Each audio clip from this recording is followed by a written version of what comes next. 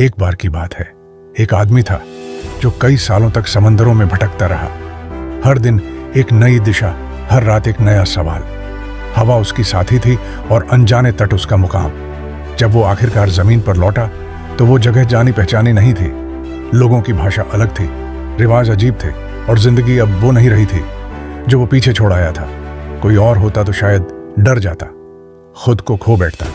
लेकिन ये कहानी किसी और की नहीं, पियर्रो ऑफ एलिस की है। एक ऐसे इंसान की जिसने अजनबीपन में एक सवाल खोज निकाला और वही सवाल उसकी सोच और फिर इतिहास को बदलने वाला बना। पियर्रो सिकंदर महान की सेना के साथ भारत आया था। वो तलवार नहीं लेकिन आंखें लिए चला था। जहां लोग जीतने निकले थे वहां वो देखने, सीखने और समझने गया। भारत में उसने देखा कुछ लोग शांति में जी रहे थे, उनके पास कुछ नहीं था फिर भी सब कुछ था। वो साधु, तपस्वी, दार्शनिक जिनकी दुनिया बाहर नहीं भीतर थी। वो ना हंसते थे, ना रोते, ना जीतने की चाह, ना हार का डर, बस एक मौन था, गहरा, शांत और स्थिर।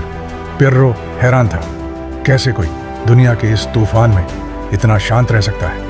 वहीं से उसकी सोच बदल गई। उसे समझ में आया, हम दुखी इसलिए नहीं होते क्योंकि कुछ होता है, हम दुखी होते हैं क्योंकि हम उसे नाम दे देते हैं। अच्छा, बुरा, सही, गलत, जैसे पूरी कायनात को हमारे बनाए हुए शब्दों में समा जाना चाहिए। पर क्या हो अगर सच्चाई वैसी हो ही नहीं जैसी हम सोचते हैं।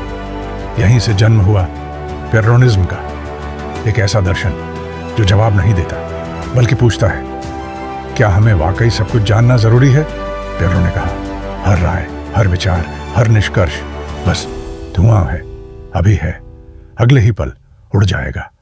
उसने परिभाषाएं देना बंद कर दी।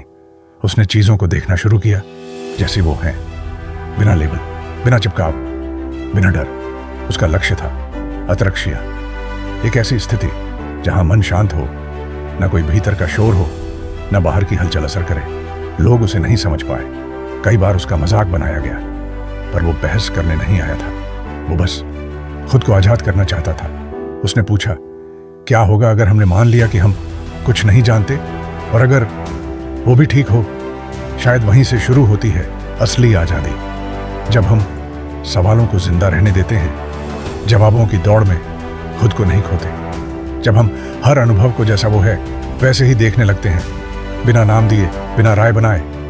जब हम खुद से कह पाते हैं, मैं नहीं जानता और मुझे जानना जरूरी भी नहीं है, तभी तो एक मौन उतरता है भीतर, न भारी न हल्का, बस सच्चा। और शायद यही है असली शांति, जहां कुछ साबित करने को नहीं बचता, जहां बस होना ही काफी होता है। क्योंकि आखिर में शायद हमें सब कुछ जानने की नहीं, बस थोड़ा और होने की जरूरत होती है।